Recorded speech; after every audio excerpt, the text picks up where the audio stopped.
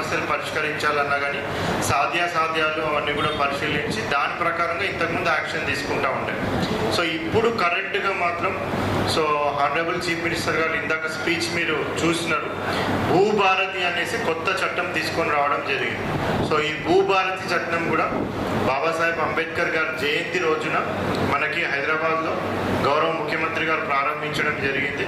So ఆ రోజు నుంచి ఈ భూభారతి చట్టం అనేది కొత్తగా మనకి ఇప్పుడు అమలవుతూ ఉంది. సో ఈ భూభారతి చట్టము మరి ఇంతకుముందు ఉన్న ధరణి యాక్ట్, ఇంతకుముందు ఉన్న ధరణికి సంబంధించిన సమస్యలు కానివ్వండి, ఈ భూభారతి ఇప్పుడు కొత్తగా వచ్చింది కాబట్టి దీంట్లో ఏ విధమైన సమస్యలు ఇంతకుముందు పరిష్కారం కానివి ఇప్పుడు ఏ విధంగా పరిష్కారం అయ్యే ఛాన్సెస్ ఉన్నాయి.